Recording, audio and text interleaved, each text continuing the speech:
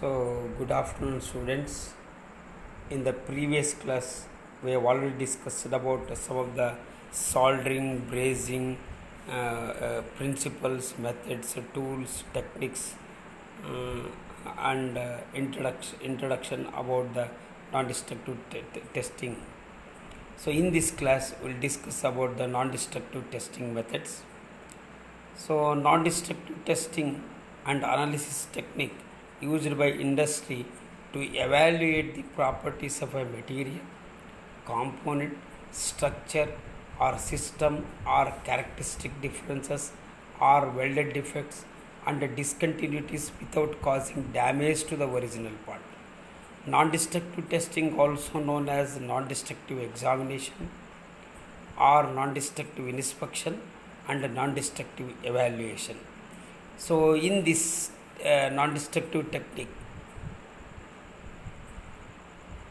we are not at all impairing or destroying the part to be inspected, and we are determining some of the structural properties and mechanical properties, their orientation, their location, and their propagation in almost all the formed or fabricated work parts.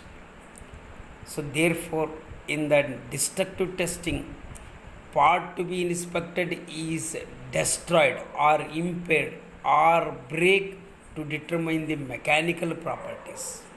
Therefore, non-destructive testing a vital role in industry without impairing or destroying the part to be inspected, and moreover all kind of structural, mechanical and metallurgical properties and their quality can be inspected with these techniques. Commonly used non-destructive testing methods are visual inspection, radiography test, magnetic particle inspection, ultrasonic inspection, eddy current test, fluorescent particle inspection, holography, and so many other techniques. Among these, we will discuss one after the other. Visual inspection. Visual inspection, also known as visual testing, it is the oldest, most versatile, and most commonly used non-destructive test method. Used alone or in conjunction with other test methods, qualified visual inspection is a reliable and highly cost-effective tool for quality control. Direct visual inspection applies proper lighting, measurement, and comparative tools with the experience of our qualified technicians to determine design compliance and conformance to drawings, codes, and specification requirements.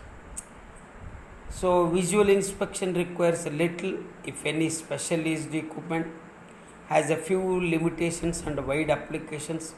It is commonly used for detection and interpretation of surface flaws or defects. So, normally an experienced inspector will determine surface defects or flaws by naked eye or by visual.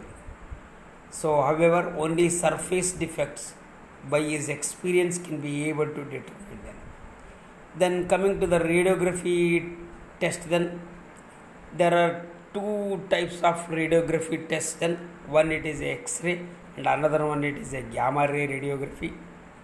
Both are used to detect defects. Generally, casted, welded, forged, and all formed parts can be tested. Parts to be inspected are subjected to X-rays or gamma rays.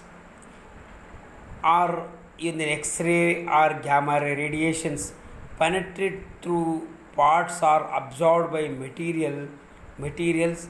Penetration depends on wavelength and absorbing power of a material when passed through defects via less dense region or objects are identified. The recording a film sensitive cassette is placed at the other end of the object. A developed film shows a picture of light and dark areas that reveals the presence of defect. The principle of X-ray radiography, it is shown in the figure then. So radio X-ray radiation source, it is kept above the work part to be inspected, and beneath or other side of the work part there is a cassette containing a radiographic film. If X-rays are focused over the work part, all the rays are passed through the work part, but they are absorbed by the dense material. But very weak and less dense material possesses these excess through the work part. Hence, it is passes through the work part and fall on the cassette film. So after developing this film will appear as a dark and white patches. Then, therefore, we can able to reveal the presence of defect and their location and their configuration present in the work parts. This is all principle what we have discussed about the X-ray radiography. Then coming to the procedure, then X-rays are produced in a X-ray tube in which tungsten filament act as a cathode and target act as a anode. This setup consisting of a high voltage transformer connected to the filament and a ground.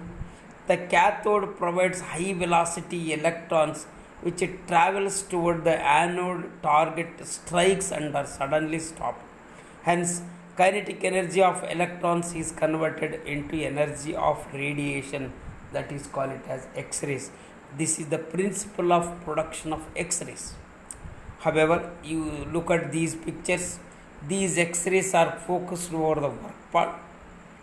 When they focused over the work part and these X-rays possesses through the less dense areas in the work parts and appeared as a dark and white patches on the photographic film, and different types of defects are observed in all the three figures shown in the figure. So there here it is an experimental setup. You look at the X-ray tube, there is a cathode filament and an anode target. When it is connected to the transformer, a high voltage power source supplies a power and generate an electrons. So they bombard each other at very high velocity and strikes the anode, and suddenly they stops.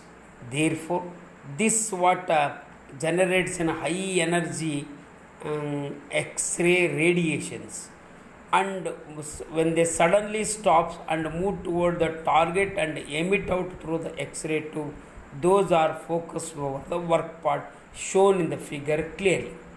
So X-rays are traveling in a straight line. They are having a very short wavelength. Therefore, these can be emit and collide with the atmospheric atoms. Therefore, loses its density. Because of this reason, we are providing a lead shields in the path of the X-ray traveling, and those X-rays are focused over the work part kept hide with the X-ray source, and beneath or other side of the work part there is a cassette containing a film shown in the figure, also backup with the lead backing. This prevents the hazards to the personnel who are operating this equipment. And all these arrangements we have shown, and how X-rays are generated and how they have passed through the work part and fall on the and passes through the work part and fall on the cassette film if less dense areas are filed. Then gamma ray radiography. Gamma rays are produced by radioactive decay of radium and its salt. Normally, cobalt 60 decomposes a constant rate, producing a gamma rays of shorter wavelength and penetrating more than the X-rays. A sealed capsule of cobalt 60 emitted gamma rays in all the directions. So a number of parts having cassette containing film are disposed in a circle around the source placed in a central position can identify the defects after the film developed. So you look at the picture, then there are the number of work parts. So other side of the work part there is a cassette containing a film and cobalt source placed at the center of the work parts. This is a radioactive element, and the future of radioactive element it is that it emits gamma rays in all the direction. Therefore we have kept work parts around the what radioactive element. Though therefore it focuses against a source, then and these rays made to fall on the work parts, and a less dense area possesses these gamma rays. And after developing the sheet, then the presence of defect it is revealed by showing a dark black and white areas in the developed film. Then some of the advantages and disadvantages of gamma rays are: normally X-rays are mainly used for inspecting only one part at a time, because X-rays are traveling in a straight line, and they cannot be emitted in all the directions of the source. Then therefore only one work part can be inspected. But gamma ray radiography, radioactive elements are emitting radiations, gamma rays, in all the directions. Therefore number of parts can be inspected at a time than the X-ray radiography. However, some of the important advantages and disadvantages are: so X-ray radiography can be used to inspect virtually all materials. Extensive operator training and skill it is required.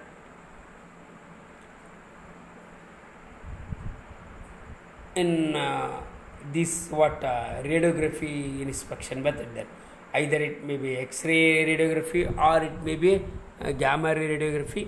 So these are the advantages and disadvantages. So advantage, radiography inspection can be used to inspect virtually all materials. So defects surface and subsurface defects can be easily identified. But not only identified, location of the defect, orientation of the defect, and size, shape, all can be able to identify with this method of inspection. Then permanent test record can be obtained, means it can be recorded and it can be made available at any moment of time. Ability to inspect complex shapes, highly complex shapes can be inspected by radiography inspection. Hidden areas and multi-layered structures without disassembly can be able to identify with this radiography inspection. Minimum part preparation is required. So part preparation and other allied operations are nil in this method of inspection. Technique can be standardized, and reference standards are available for all the parts then, and all the defects. Then reference standards are available, and this technique can be standardized. Therefore it is easy to identify and reveal such kind of defect with this method. Then coming to the disadvantages of this radiography inspection: extensive operator training and skill it is required. So because operator can able to focus the source or the work part and identify and recognize the part defect, and even then at the time of focusing and shooting, and even then developing and analyzing defects skill it is very much essential. Depth of discontinuity not indicated. Very high thickened material it is difficult to identify. Access of both sides of the structure is usually required. Only one side defect can be able to identify easily, but other side defects, other layer defect, it is somewhat difficult. Orientation of the radiation beam to non-volumetric defect, it is critical. So orientation of radiation beam to the non-volumetric means high thickness parts, it is somewhat difficult. Relatively expensive equipment and investment is required. So equipment cost is more and high investment. Then possible radiation hazards for person. X-ray radiography and gamma ray radiography hazards to the personnel who are working there. Then some of the applications are pipe work, pipes and pipe work, pressure vessels and boilers, structural steel work inspection, shipbuilding parts. Either they can repair or they can formed or fabricated. All can be inspected with this inspection method. Then coming to the magnetic particle inspection, then they will look at the picture. Then there is a part under the center, and there is a crack or a flaw available in this part. When this part it is magnetized or electromagnetized, then the lines of flux are traveling along the flux lines in the work part. So when you magnetize the work part, so normally north and south pole will separate each other and act as the opposite poles, and any defect in the path of the flux lines will disturb these flux lines. Therefore we can able to identify the presence of defect. So you look at both the pictures, either it may be circular or any shape, then all parts can be successfully identified with this magnetic particle inspection. So figure itself represents a principle of method of inspection.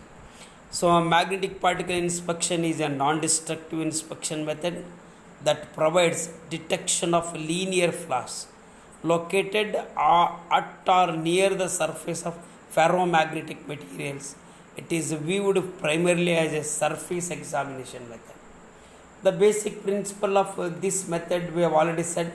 Once again we will discuss. Then the part to be inspected is magnetized, which produces lines of force or flux lines within the item.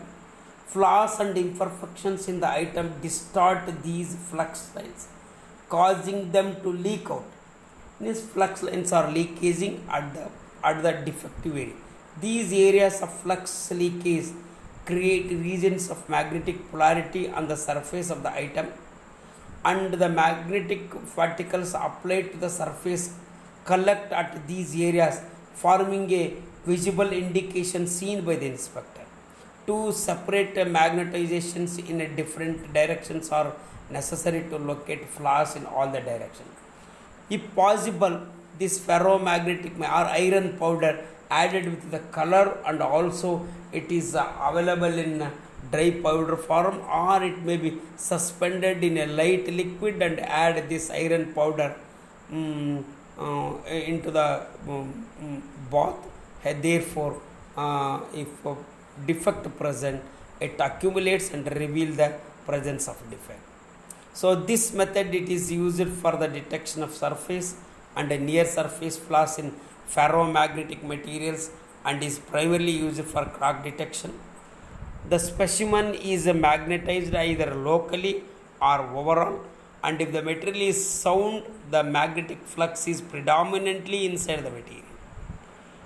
If however there is a surface breaking flaw, the magnetic field is distorted, causing local magnetic flux leakage around the flaw. This leakage flux is displayed by covering the surface with very fine iron particles applied either dry or suspended in a light liquid. The particles accumulate at the regions of a flux leakage, producing a buildup which can be seen visually even when the crack opening is very narrow. Thus, crack is indicated as a line of iron powder particles on the surface. So, this magnetic particle inspection is performed in 4 steps: inducing a magnetic field in the specimen. Initially, we have to electromagnetize the work parts to be inspected. Apply magnetic particles to the specimen surface. Magnetic particles nothing but about iron powder added with the colors is applied over the work part. View the surface looking for a particle grouping that are caused by defects. So when it is get magnetized, then the lines of flux are traveling in a straight line or along the length of the work part linearly. Therefore, any defect present in the path of these flux lines will disturb and get accumulated this iron powder containing colors. So later it is identified by the accumulation of the defect and mark that. After marking, so you can reveal the presence of defect in the workpiece in ferromagnetic materials. Later you demagnetize and clean the specimen and justify whether the part to be accepted or rejected, or you can repair them. So these are all the steps involved in this. Then some of the advantages of magnetic particle inspection are, so this inspection can find both surface and a near subsurface defect. Some specimen formats are extremely portable and low cost. Rapid inspection with immediate results. Indications are visible to the inspector directly on the specimen surface. Can detect defects that have been smeared over. Can inspect parts with irregular shapes, external splines, crankshaft, connecting rods, and other complex parts can be inspected. Then limitations of the magnetic particle inspection method are: the specimen must be ferromagnetic material, steel, cast iron, and other iron material.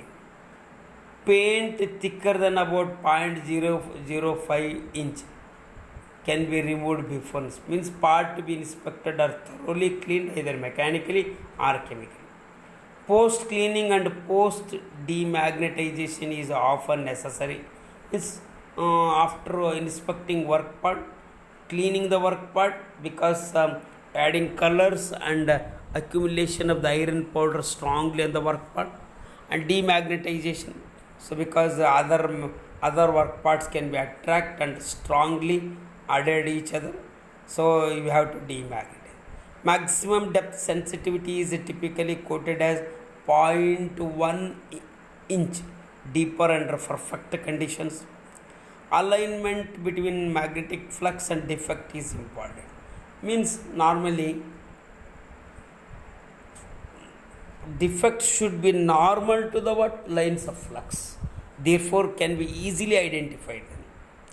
Then coming to the ultrasonic inspection then, or ultrasonic testing.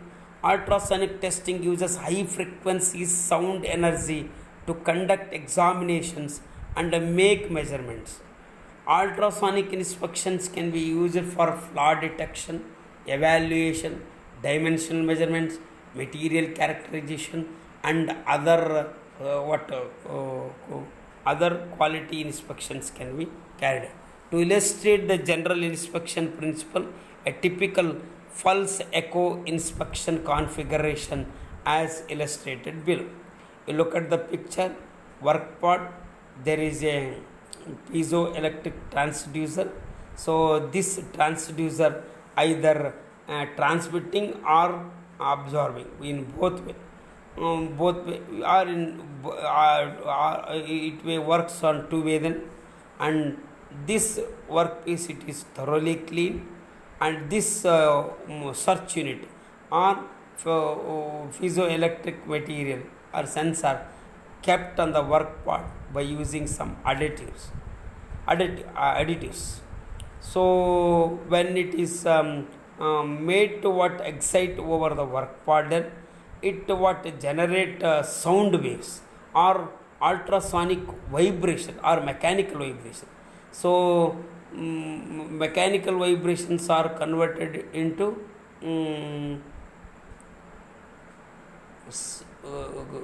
into ultrasonic waves or sound waves. That is exactly the principle of ultrasonic inspection. These waves will traveling through the work part.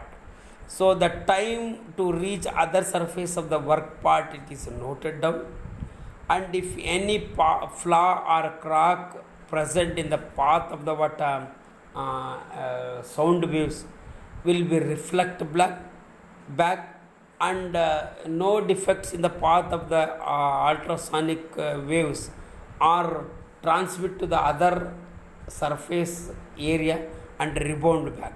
Therefore, the time to travel or penetrate other surfaces through the what work part are noted down, and presence of defects can be revealed.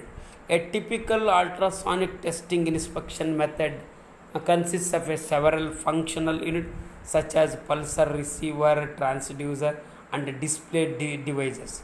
So you look at this picture. We'll come to the other what experimental setup, and we'll discuss all these points. A pulsar receiver is an electronic device that can produce high voltage electrical pulses driven by a pulsar. The transducer generates high frequency ultrasonic energy. The sound energy is introduced and propagated through the work materials in the form of waves. When there is a discontinuity in the wave path, part of the energy will be reflected back from the flaw surface. So that it is clearly shown in the work part. You look at the work part, round work part, on which a piezoelectric transmitter or receiver, both in both way it works, are fixed on the work part by using glues. Then and this transducer, it is connected to the what system. Then so when you transmit a sound waves through the work part, then so it reaches the other work part. If no defects, if defects in the path of the waveform, then it reflects from the defective surface. Therefore, the time to reach these sound waves to the other surface of the work part is calculated. Therefore, the location of the work part, the configuration of the work part, and even then presence of work part, all can be identified with this inspection method. All these are mentioned in this. However, you look at the picture. This what a transmitter and a receiver will give you an indication for the time to reach the rays from both the surfaces. Initially, that is a back surface with the high peak and a cracked surface at the center. It is of small peak then. So therefore, the time to reach other end of the other end of the work part, other surface of the work part, it is more, and the crack surface takes less time. Therefore, presence of defect can be revealed with the ultrasonic inspection. The reflected wave signal is transferred into an electric signal by the transducer and is displayed on a screen. Then, in the applet below, the reflected signal strength is displayed versus the time from signal generation to when an echo was received. Signal travel time can be directly related to the distance that the signal traveled. From the signal, information about the reflector location, size, orientation, and other features can sometimes be gained with this ultrasonic inspection. Then coming to the advantage of ultrasonic inspection, it is sensitive to both surface and subsurface discontinuities, defects, flaws. The depth of penetration of flaw detection or measurement is superior to other NDT method, any big work parts can be or any size work parts can be inspected. Only single sided access is needed when the pulse echo technique is used. Both can be used with other type of techniques. Then it is highly accurate in determining reflector position and estimating size and shape. Minimal part preparation is required. Electronic equipment provides instantaneous results, suddenly it gives the results, and you can easily identify the presence of defect. Mm, Detailed images can be produced with the automated systems. It has other uses such as thickness measurement in addition to flaw detection. Then some of the limitations or disadvantages of the ultrasonic inspection are: surface must be accessible to transmit ultrasound, should be cleaned properly. Skin and training is more extensive than with some other methods. Then, so to identify or recognize defect and analyze the defect, skilled operator is required. It normally requires a coupling medium to promote the transfer of sound energy into a test pin. So to couple the transducer over the work part, coupling media it is required. Materials that are rough, irregular in shape, very small, exceptionally thin, or not homogeneous are difficult to inspect. Somewhat difficult with their configuration and metallurgy. Cast iron and other coarse grained materials are difficult to inspect due to low sound transmission and high signal noise. So transmission of sound waves it is poor then, because it is completely absorbed by the material, and low sound transmission and high signal noise is more. It disturbs the wave path. Linear defects oriented parallel to the sound beams may go undetected. Means cracks normal or perpendicular to the lines sound waves can be accurately detected, but along the ultrasonic sound waves cannot be able to detect. Reference standards are required for both component for equipment calibration and the characterization of flaw. So reference standards must be available then. These are all the some of the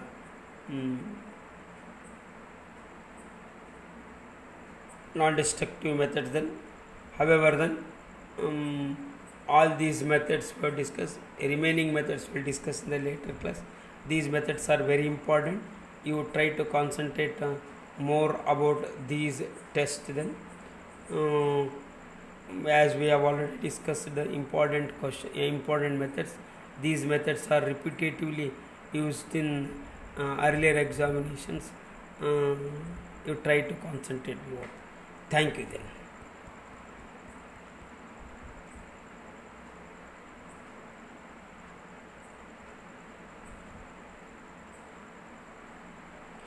Thank you.